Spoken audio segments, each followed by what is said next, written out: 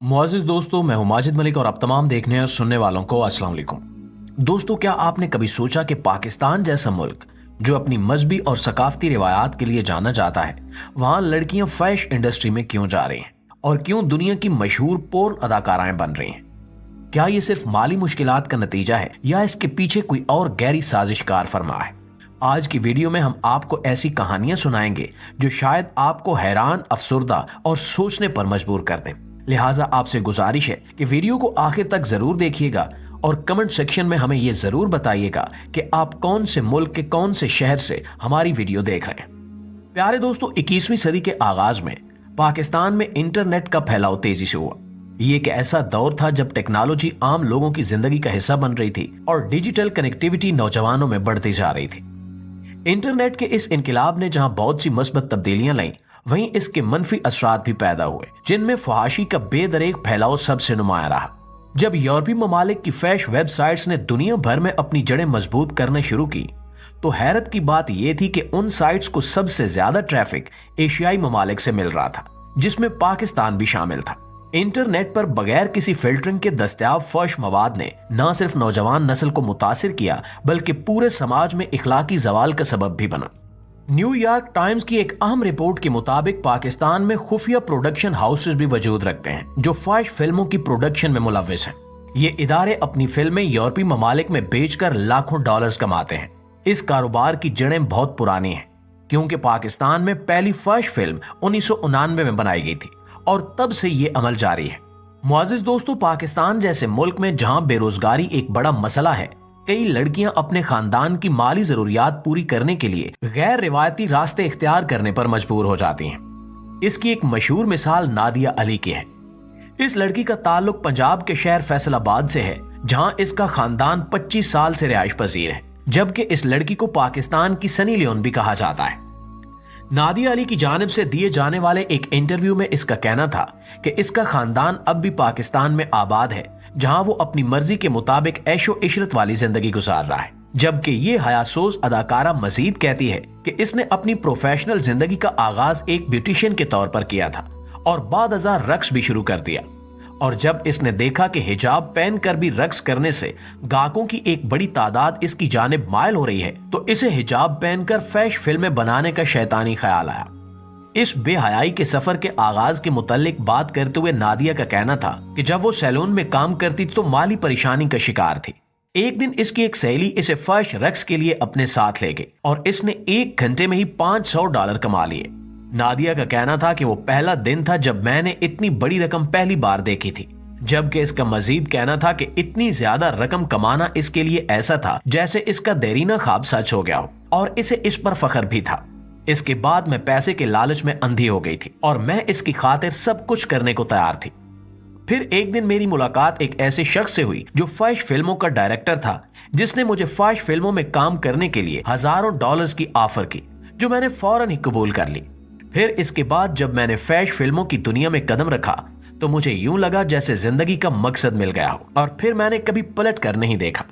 प्यारे साथियों, नादिया अली ने अपने वालिदैन के मुतालिक बात करते हुए बताया कि किसी भी आम वालिदैन की तरह मेरे वालिदैन भी नहीं चाहते कि इनकी बेटी फैश फिल्मों में काम करे, लेकिन वो अच्छी तरह समझते हैं कि मैं ये क्यों कर रही हूँ। मेरा इनके साथ बहुत अच्छा ताल्लुक है और मैं इन्हें हर बात खुलकर बता देती हूँ। जब अदाकारा से पूछा गया कि वो बेहयाई के कामों में हिजाब का इस्तेमाल क्यों करती हैं, तो उसका कहना था कि इस मुनफरिद अंदाज की वजह से इनकी वीडियोस को लाखों अफराद देखते हैं, और जब मुझे पहली बार हिजाब पहनकर बदफेली करने का कहा गया तो मैं जरा सा हिचकिचाई, लेकिन वहां मौजूद सब लोग मुझे ऐसे देख रहे थे जैसे वो सब अभी मुझे गोली मार देंगे।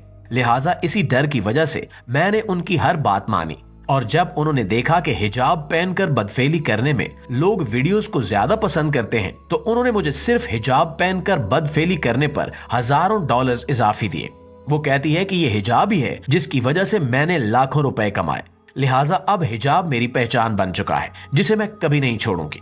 नाज़रीन ग्रामी, नादिया अपने फैशन इंडस्ट्री में दाखिल होने से कबल दिए जाने वाले ऑडिशन के बारे में बताती है कि जब मैं अपना ऑडिशन देने के लिए एक कमरे में दाखिल हुई तो मैंने देखा कि वहां तकरीबन 12 से 15 लोग मौजूद थे, जो मुसलसल मेरे जिस्मानी खदोखाल को आंखें फाड़ फाड़ कर देख रहे थे, और मैं उन लोगों के सामने मौजूद एक कुर्सी पर बैठ गई, जिसके बाद मुझसे अजीबो गरीब सवालों का सिलसिला शुरू हुआ। जिनमें उनका पूछना था कि आपका साइज क्या है और आप आज से पहले कितनी बार बदफेली कर चुके हैं।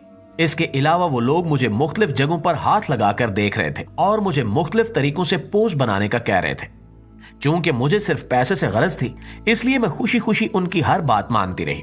इसके बाद वो बताती है कि जैसे ही उन लोगों के सवालात खत्म हुए तो उन सब ने आखिर में मुझसे पूछा कि क्या आप इस काम के लिए तैयार हैं, जिस पर मैंने हाँ में सर हिला दिया। लिहाजा फिर मुझे इस काम के लिए मुंतखब कर दिया गया। इसका मजीद कहना था कि बज़ाहिर ये इंडस्ट्री बाहर से जितनी ज्यादा खूबसूरत नजर आती है, अंदर से इतनी ही भयानक और खतरनाक है और हमसे ऐसे ऐसे काम करवाए जाते हैं जो आप सोच भी नहीं सकते।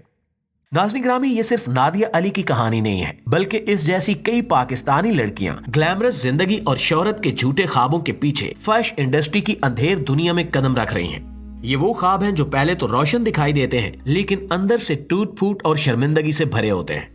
माली मुश्किलात, समाजी दबाव और फौरी पैसे की कशिश इन्हें ऐसे रास्ते पर ले जाती है जहां वापसी मुमकिन तो है, लेकिन आसान नहीं है।